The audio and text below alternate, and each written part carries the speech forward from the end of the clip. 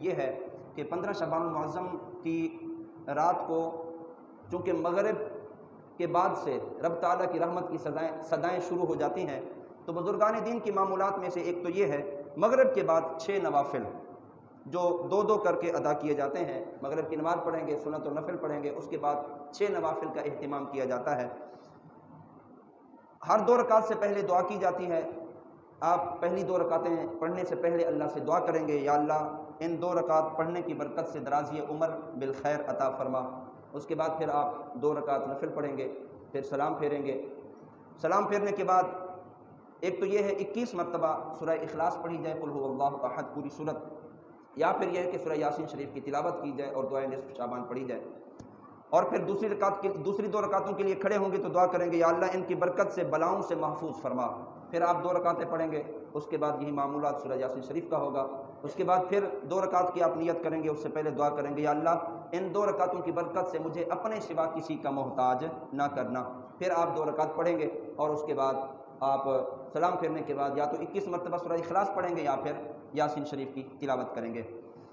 ان 6 رکعتوں میں تلاوت کی کوئی قید نہیں ہے۔ سورہ فاتحہ کے بعد جو بھی صورت آپ کو آسان لگتی ہے آپ پڑھیں گے۔ سلام پھیرنے کے بعد پھر 21 مرتبہ قل هو اللہ احد پڑھنا ہوگا یا پھر سورہ یاسین شریف کی تلاوت کرنی ہوگی۔ ہاں، یہ بہتر یہ ہے کہ ہر رکعت میں اگر سورۃ فاتحہ کے بعد قل هو اللہ احد یہ سورت 3 مرتبہ پڑھی جائے تو یہ بہتر عمل ہے۔ یہ 6 رکعت کا معمولات یہ مغرب کے بعد ہے۔ نماز عشاء کے بعد ایک تو 2 رکعت پڑھی جاتی ہیں، ان 2 رکعت پڑھنے کا طریقہ یہ ہے، سورۃ فاتحہ کے بعد ایک بار آیت الکرسی نماز کے اندر، اور پھر ایک بار آیت الکرسی پڑھنے کے بعد 15 مرتبہ سورہ اخلاص قل هو اللہ احد، یہ ہر دونوں رکعتوں میں اس طرح تلاوت کی جاتی ہے۔ سلام پھیرنے کے بعد 100 مرتبہ درود پاک پڑھا جائے، 2 درود شریف آپ کو آسان لگے۔ درود شریف پڑھنے کے بعد آپ اللہ رب العزت کی بارگاہ سے رزق کی ترقی کی دعا مانگیں، ان 2 رکعتوں کی برکت سے اللہ تعالیٰ رزق میں وسعت عطا فرمائے گا۔ اسی طرح نماز عشاء کے بعد 8 رکعت پڑھی جاتی ہیں، 2 رکعت کر کے۔ اس کا طریقہ یہ ہے، سورۃ فاتحہ کے بعد 1 مرتبہ انا انزلناہ فی لیلۃ القدر، یہ سورہ قدر یہ پڑھی جاتی ہے، اور اس کے بعد 25 مرتبہ سورہ اخلاص قل هو اللہ احد دونوں رکعتوں میں یہ پڑھی جائے، اور یہ 2 کر کے 8 رکعتیں مکمل کرنی ہیں۔